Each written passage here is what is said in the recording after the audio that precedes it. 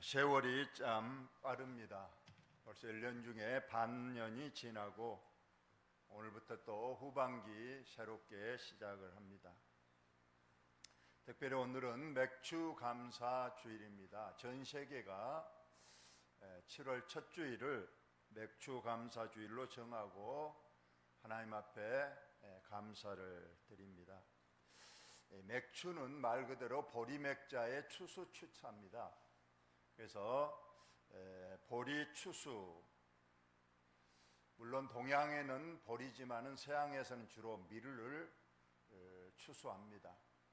그래서 보리를 대맥, 밀을 소맥, 어차피 둘 다 보리 밀을 맥으로 해서 특별히 여름에 추수하는 그런 계절이 됩니다. 우리 어릴 때 보면 보릿고개라는 용어가 있었어요. 보릿고개. 요즘 젊은 사람들은 모르겠지만은 이 보릿고개, 작년 가을에 거둬들인 이제 곡식을 다 먹고 이제 보리를 거두어서 또 먹어야 되는데 그 간격이 있다는 거예요. 작년 건 떨어지고 보리 추수는 아직 조금 남아있는 5, 6월 정도, 그 기간이 이제 사람들이 먹을 것이 없어서 많이 굶는다는 보릿고개가 있습니다. 이 보릿고개 얘기를 손녀들에게 해줬더니 손녀들이 아니 왜 굶어요? 슈퍼 가서 빵하고 라면 사다 먹지, 그랬다는 말도 있습니다만, 그래서 이 보릿고개를 넘기려고 칡뿌리라든가 소나무 껍질을 우리 송쿠라고 그랬어요. 저도 기억이 생생합니다. 삐비도 있고, 우리 섬에서는 주로 고동, 그리고 그 해초들, 파래나 그 미역, 냉채를 하여튼 많이 먹었던 기억이 납니다. 그래도 그때는 아마 섬이 더 나섰지 않았을까, 그런 생각도 합니다. 지금은 이제 그런 시대가 아닙니다. 너무나도 풍요로운 시대가 지금의 시대입니다. 너무나도 먹을 것이 넘쳐나서 오히려 음식물 쓰레기 문제가 아주 사회 문제로 되는 시대고, 못 먹어서 생긴 병보다도 너무 많이 먹어서 생긴 병이 더 큰 병을 유발하는 그런 시대가 됐다고 합니다. 그렇습니다. 저와 여러분, 냉장고 문만 열면 얼마든지 맛있는 것이 많이 있고, 가까운데 우리가 어떤 슈퍼라든가 이런 데 가면 먹을 것이 넘쳐나는 그런 시대입니다. 우리 어릴 때는, 저는 중학교 2학년 때 전기가 들어왔어요. 전기가 없던 시절에는 에어컨도 없었죠. 오늘 아마 에어컨 안 틀었다면 아마 어떻게 예배를 드렸을지, 에어컨도 없지요, 선풍기도 없습니다. 그러니까 그때 어린 시절에 그 교회에서 여름에 예배 드릴 때 보면 창문을 다 열어놓고 필수품으로 이제 손부채가 있었어요. 그때는 풍금도 없어가지고 그 개도, 찬송가도 없고 그러니까 개도에다가 글로 써가지고, 그러면서 이 반죽이나 이 풍금이 없으니까 지금 생각하니까 그 육자배기 같은 그런 곡조로 그냥 찬송가를 느리게 불렀다가 했던 그러지만 그때 참 은혜로웠고 참 기도도 뜨거웠던 그런 기억이 있습니다. 오늘은 이 맥주절, 맥주주일인데 과연 이것이 어떤 의미가 있고 하나님께서 무슨 의미로 이러한 맥주 감사주일을 주셨는가? 각 나라마다 고유의 명절과 기념일이 있습니다. 우리나라 명절은 설 명절, 추석 명절이 있고 4대 기념절이 있어요. 우리가 알다시피 3.1절, 제헌절, 광복절, 개천절, 이런 4대 기념절기가 있는 것처럼 오늘 하나님 백성에게는 하나님께서 3대 절기를 말했습니다. 우리 우리가 잘 아는 유월절, 맥추절, 수장절입니다. 좀 이따 보도록 그렇게 하겠습니다. 한번 본문을 한번 잠깐 보겠습니다. 보리죠. 너는 매번 세 번 내게 절기를 지킬지니라. 해서 하나님께서 이스라엘 백성들에게 3대 절기를 지키라고 말씀했습니다. 그 3대 절기가 바로 유월절, 다른 말로 무교절이라고 합니다. 누룩 없는 떡을 먹는 절기죠. 그 다음에 오늘 맥추절, 다른 말로 칠칠절, 유월절 날로부터 77일 49일, 77에 49일 지나서 드리는 절기고 천열매 절기다. 우리가 1년에 농사 이모작 합니다. 우리나라도 보면. 그래서 처음 추수가 보리 추수고 가을의 두 번째 추수가 벼 추수가 되는데 바로 첫 번째 추수 보리 추수 맥추절입니다. 그리고 가을에는 이제 수장절이고 초막절입니다. 이 세 가지 절기를 하나님께서 지키라고 하셨는데 이 절기의 의미도 하나님께서 말씀하셨어요. 다 같이 읽습니다. 시작. 너는 무교봉 유월절의 절기를 지키라. 내가 내게 명령한 대로 아비번에 정한 때에 이래 동안 무교봉을 먹을지니 이는 그 달에 내가 애굽에서 나왔음이라 했습니다. 바로 이스라엘 나라는 1월 달입니다. 아비머리 1월 달인데 1월 달에 유월절을 지킵니다. 이 유월절은 바로 이스라엘 백성들이 430년 동안 애굽에서 종살이를 하고 하나님께서 이제 그들을 떼내서 가나안 땅으로 인도하셨습니다. 그래서 애굽의 종살에서 해방된 것을 기념하는 그런 절기가 유월절입니다. 우리나라로 말하면 강복절과 같은 절기예요. 근데 나올 때에 그들은 광야길을 가야 됐기 때문에 누룩을 넣지 않는 딱딱한, 우리로 말하면 개떡과 같은 떡을 준비해서 나와서 먹었기 때문에 바로 유월절에는 누룩 없는 떡을 너희들이 먹으면서 너희를 애굽의 종살이에서 해방시키신 하나님의 은혜에 감사라고 하신 내용입니다. 우리가 6.25 때도 보면 주먹밥을 먹으면서 기념을 합니다. 그 전쟁통에 어떻게 밥을 먹을 수 있었겠어요? 그냥 주먹밥을 먹었기 때문에 지금도 간혹 6.25를 기념하면서 주먹밥으로 그때의 그 어려운 상황을 체험하는 것과 같습니다. 이제 두 번째로 오늘 맥추절입니다. 보리 추수하는 절기를 지키라. 이는 내가 수고하여 밭에 뿌린 것에 첫 열매를 거둠이라. 아까도 말씀드렸듯이 이모작입니다. 그래서 여름에 보리 추수, 가을에 벼 추수입니다. 물론 이스라엘은 벼농사가 없이 주로 과일을 추수를 합니다. 그래서 포도나든가 올리브 이런 과일을 추수하는 절기가 바로 수장절입니다. 그래서 이 세 번은 반드시 유월절, 맥추절, 수장절 이 세 가지를 지켜야 됩니다.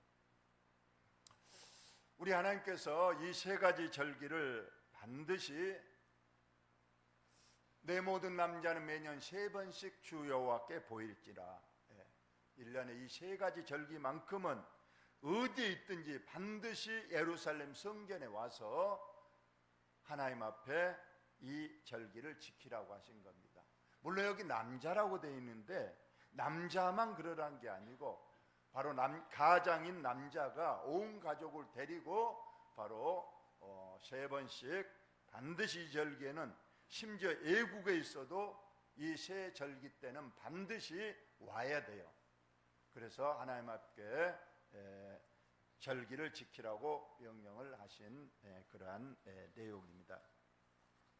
우리 하나님께서는 이 세 가지 절기를 말씀하실 때에 1년에 2번 감사를 하라는 거예요. 그래서 첫 번째는 보리를 거둘 때 감사하고 가을에 나머지 수확을 거둘 때 2번 감사를 하라.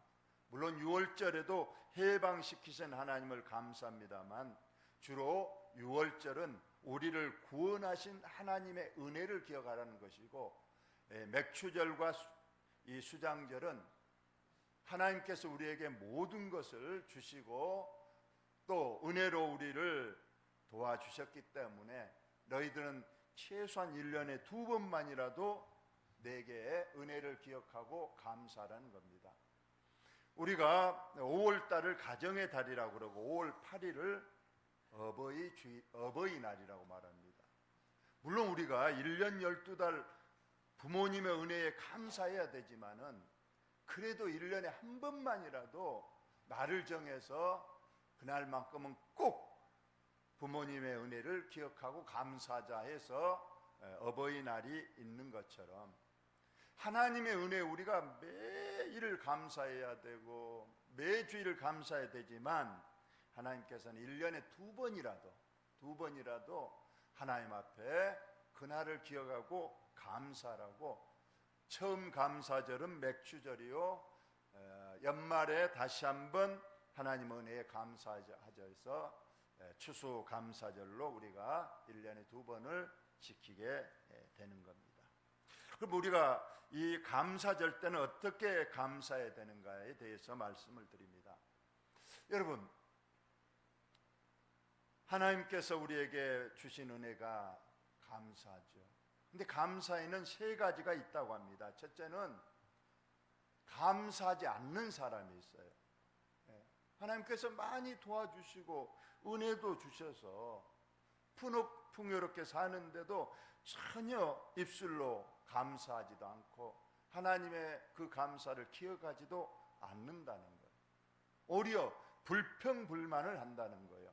내가 열심히 교회도 다니고 헌금도 하고 하나님께 한다고 했는데 몸도 아프고 특별히 뭐 좋아진 것도 없고 내 자녀들에게도 뭐 특별히 좋은 소식도 없고, 그래서 하나님 앞에 늘 불평불만하는 사람. 열문둥병 환자가 고침을 받았어요. 근데 주님께 와서 감사한 사람은 한 사람뿐이었어요. 9명은 전혀 감사하지 않고 가버렸지만은 한 나병 환자만이 주님께 돌아와서 감사합니다 했어요. 이때 예수님께서 뭐라고 말씀했나요? 왜 너 혼자 왔느냐? 나머지 고침받은, 내게 은혜를 받아 고침을 받은 9명은 어디 갔느냐 하면서 하나님께서 서운하신 그런 표현을 했어요.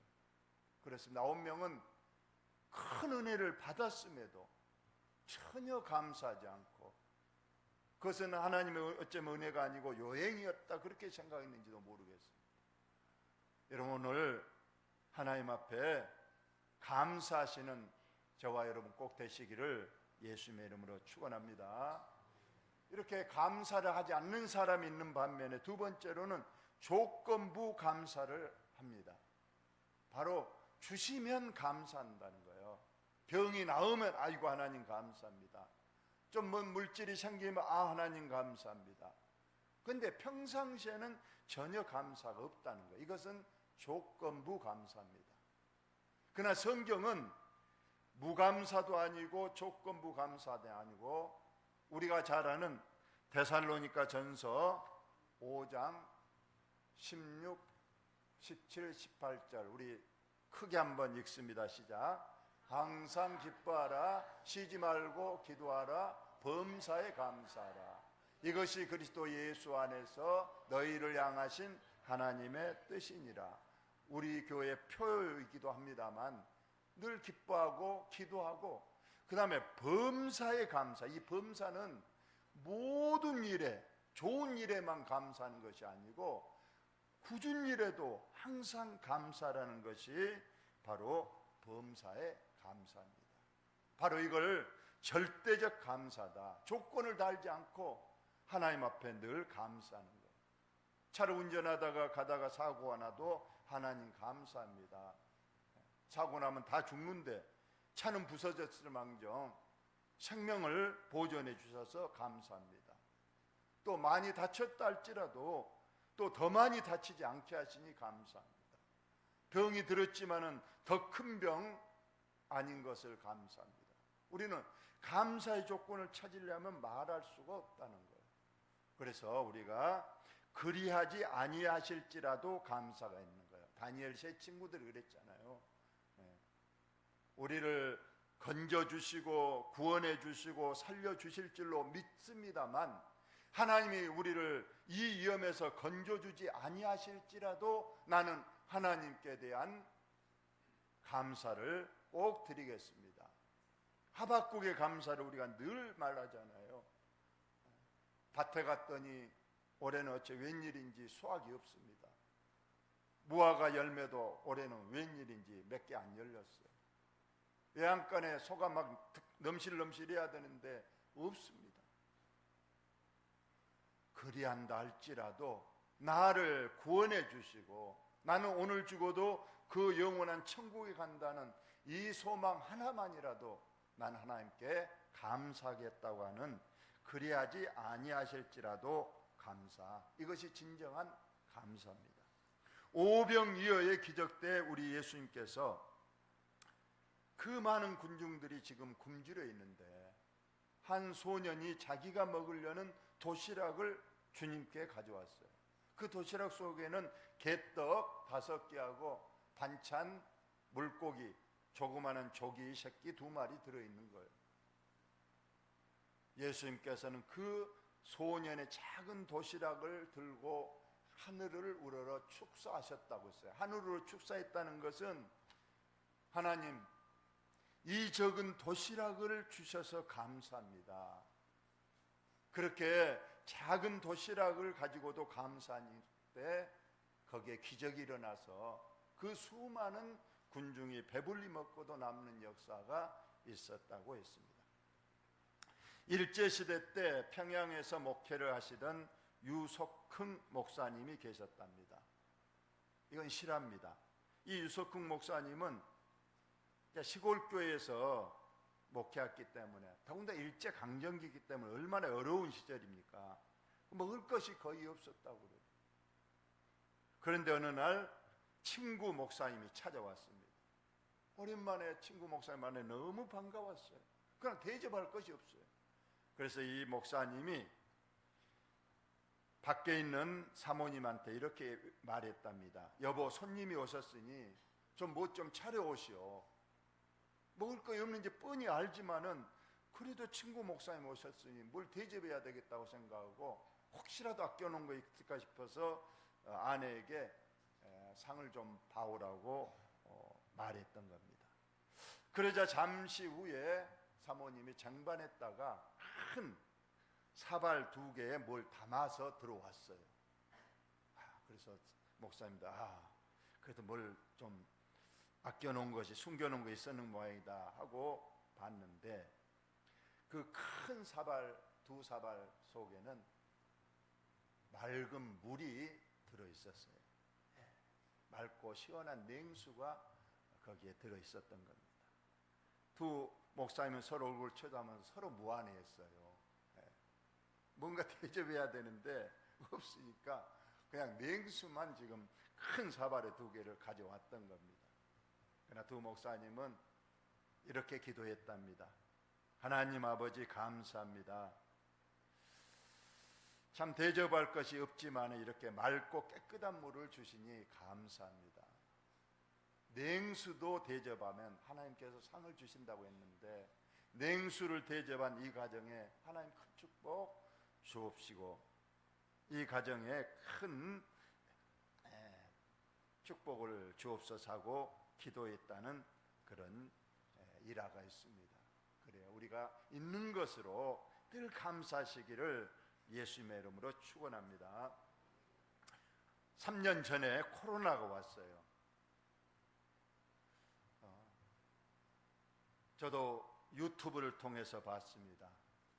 저기 충남 서천에 있는 한 교회 장로님이 코로나에 걸려서 병원에 입원했어요.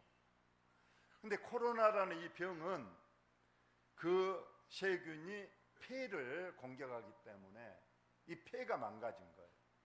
그래서 무조건 이 코로나에 걸려가면은 그 뭐 산소 공급기 뭐 그 속에 반드시 산소호흡기를 끼야 되는 거예요.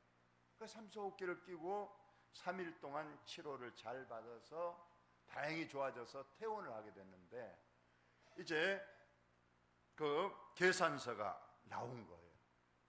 3일 동안 산소호흡기 사용료 560만 원. 이 계산서를 본 그 장로님이 눈물을 흘리더라는 거예요. 그래서 의사 선생님이 그랬대요. 계산할 돈이 없어서 그러는가 해서 가서 그랬대요. 당장 목돈을 안 내셔도 분납 제도도 있고 또 나중에 내셔도 되니까 걱정하지 마셔요 했더니 그 장로님 하시는 말씀이 그러더래요.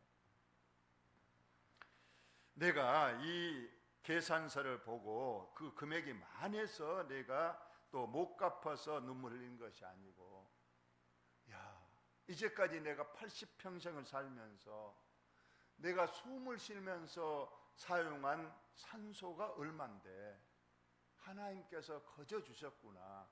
근데 그것도 나는 모르고 이제까지 하나님 앞에 감사하지 않는 삶을 살았다. 이거 깨달아져서 눈물이 나왔다는 거예요. 여러분, 그렇습니다. 병원 가서 산소호흡기로 그 공기 값이 비싸다는 거예요. 혹시라도 하나님 숨 쉴 공기 주셔서 감사합니다 하고 감사한 사람 있나요? 하나님께서는 이처럼 세미한 것까지라도 우리에게 많은 것을 베풀어 주었으니 여러분 1년에 2번씩이라도 맥주 감사절과 가을 추수 감사절만이라도 하나님의 은혜를 감사하시는 저와 여러분 꼭 되시기를 예수님의 이름으로 축원을 드립니다. 마지막 한 가지 더 예화를 말씀을 드립니다. 미국에서 있었다고 합니다. 시골 마을에 차가 자가용 트럭이 하나 있었는데 돈이 없어가지고 그날 꼭 기름을 넣어야 되는데 기름을 못 넣었대요. 그저 남편이 아내에게 말했어요. 참 돈이 없어서 기름을 못 넣었네요. 내일은 어떻게라도 돈을 좀 구방해서 넣어야 되겠네요 하고 걱정스럽게 아내에게 말했더니 아내가 말하더라는 거예요. 괜찮아요. 차 당분간 없으면 어째요? 그래도 감사해요. 성경은 범사에 감사라고 그랬으니까 기름 넣을 돈이 없어도 나는 감사해요 그랬대요. 그랬는데 그날 밤에 그 집에 도둑이 들어서 이 차를 도둑놈이 가져갔다는 거예요. 근데 기름이 얼마 없어가지고 마을을 채 벗어나기도 못하고 기름이 떨어져서 차를 놓고 도망갔다고 합니다. 만약 그날 기름을 넣었더라면 아마 그 차 틀림없이 도둑 맞아서 못 찾았을 거예요. 근데 돈이 없어 기름을 안 넣은 것까지라도 이것이 하나님의 은혜구나 하고 우리가 범사에 감사할 수 있다는 그러한 말씀입니다. 여러분 꼭 범사에 감사하시기를 다시 한번 예수님의 이름으로 축원합니다. 없으면 없는 대로, 있으면 있는 대로 하나님 앞에 늘 감사하고 자족하고 늘 평안한 마음으로 하나님 앞에 영광을 돌리는 저와 여러분이 되어야 될 줄로 믿습니다. 그래서 오늘 맥주 감사절을 우리에게 주신 겁니다. 어떤 사람은 그렇게 얘기를 합니다. 그 구약 율법적 제도 아니냐, 신약에 와서 꼭 구약의 이 절기를 지켜야 되냐, 그런 사람도 있고, 도시 사람들은 우리는 보리 농사 안 지니까 보리와 상관없으니까 우리는 맥주 감사절과 아무 관계가 없다, 이렇게 생각하는 사람도 있답니다. 그러나 오늘 맥주 감사주일과 가을에 드리는 추수 감사주일은 어떤 그 농사를 지었느냐 안 지었느냐에 초점이 맞춰진 게 아닙니다. 그것은 바로 그 때를 강조하고 있는 거예요. 1년에 2번, 상반기 때는 7월 첫 주일에, 하반기 때는 11월 셋째 주일. 그 때가 되면, 그때는 이제 7월 달은 보리 수확을 마친 직후고 11월 달은 벼 수확을 마친 직후이기 때문에 그 때를 기준으로 해서 농사를 짓건 않건 내게 하나님의 주신 은혜로 내가 살아왔다는 걸 인정한다면 그 주일에 하나님 앞에 나와서 감사라는 그런 절기가 맥주 감사주일이요 추수 감사주일이지, 농사를 꼭 지어야 하나님 앞에 이 절기를 지킨 것은 아니란 걸 말씀하고 있습니다. 마지막 이제 한 가지 말씀드립니다. 저는 어렸을 때 보리 수확하는 광경을 여러분 보셨을 거예요. 우리 때는 그 원동기가 있었어요. 원동기, 큰 원동기. 그걸 돌려가지고 벨트를 이렇게 쭉 연결하고 저기에 이제 탈곡기가 돌아가는 거예요. 그 벨트, 그것이 위험해요. 이게 그 벨트 끼우다가 막 손이 잘려지기도 하고, 또 이게 이제 원동기 그거에 의해서 이제 저기 탈곡기가 돌아가는데, 저 어릴 때 분명히 봤어요. 어떤 술 취한 사람이 와서 그 탈곡기 안에 손을 넣어가지고 손이 절단돼가지고, 아마 지금도 엊그제 가니까 생존에 계신데 좀 팔이 없더라고요. 그런 여름 그 보리 추수하는 그 현장, 그거 보면 이제 보리를 넣잖아요. 그러면 이제 뒤에 보리대 나가고 가운데로 이제 풍로 거쳐서 이제 보리가 이제 모아지면 이걸 이제 자루에 담아서 가져가는데, 저는 그때 힘이 좀 셌는가, 청년 때 그 원동기 있잖아요. 원동기, 그 원동기 무겁습니다. 이걸 그 질 수 있는 사람이 몇 명 안 돼요. 근데 저는 그걸 지고 다녔어. 힘이 세다고. 그래서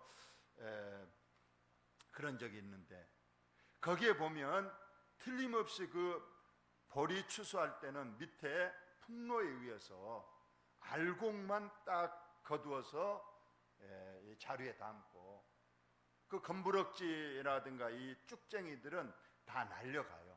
그럼 나중에 이제 그거 모아서 이제 태워버리는데, 성경에 정확하게 그게 나와 있잖아요. 우리 성도들이 바로 이러한 맥추나 가을에 추수 절기할 때 너희들이 알곡 성도가 되어야 천국 곳간에 들여지고, 쭉정이라든가 가라지, 검부럭지들은 모아서 불에 태우는데 그것이 바로 지옥불이다, 이렇게 말하고 있는 거예요.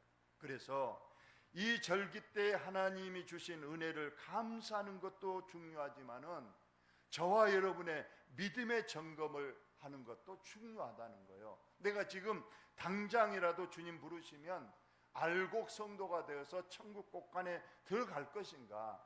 나는 그냥 겉모습만 성도지 전혀 내 안에 어떤 믿음의 알맹이가 전혀 없는 사람은 아니냐. 그냥 형식적으로만 교회 왔다 갔다 할 뿐이지 세상에 나가면 전혀 세상 사람과 구분되지 않고 그냥 죄와 더불어 먹고 마시고 오히려 세상 사람들로부터 손가락질 당한다면 이것은 절대로 알곡 성도가 아니어서 불에 태워질 수 있다는 그런 경고를 우리가 겸손히 받아들일 수 있는 이러한 맥주 감사 절기가 꼭 될 수 있기를 바랍니다. 결론적으로 말씀드립니다. 맥주절 오늘 하나님 앞에 다시 한번 지난 6개월 동안 하나님이 내게 어떤 은혜를, 어떤 도와주심을 주셨는가, 어쩌면 우리가 알지 못하는 곳에서, 장소에서, 사건에서 하나님이 우리를 건져주셨음을 믿습니다. 간혹 그런 경우가 있잖아요. 비행기 탔는데 어제 비행기를 좀 늦게 갔는가, 또 중간에 차가 막혀서 그 비행기를 놓쳤는데 그 비행기가 사고가 났다는 경우도 있어요. 저는 그래서 간혹 어떤 내비게이션을 차 타고 가다가 막 내비게이션이 이상하게 뭐 잘못 우리가 운전하다 보면 그 길에서 벗어나서 한참 돌아서 가는 경우가 있어요. 저는 그때마다 생각하는 거예요. 아, 이것은 어쩌면 우연이 아니고 만약 제대로 갔더라면 사고라는 게 순간적으로 나거든요. 그 하나님께서 어쩌면 그 사고를 피하기 위해서 억부로 나를 조금 우회하게 한다든가 좀 늦게 가게 한다든가 이럴 경우도 있구나. 그래서 저는 늘 그럴 때도 감사하고 있습니다. 여러분, 우리가 보이지 않는 하나님의 손길로 지난 6개월을 꼭 도움을 받았다는 사실을 꼭 기억하시고, 하나님 도와주신 것만 감사하지 마시고 하나님이 어쩌면 내가 모르는 것까지 다 도와주셨구나, 그래서 늘 꼭 감사하시는 저와 여러분 되시고 범사에 꼭 감사하시고 알곡성도 꼭 되시기를 예수님의 이름으로 축원을 드립니다. 하나님 우리 아버지,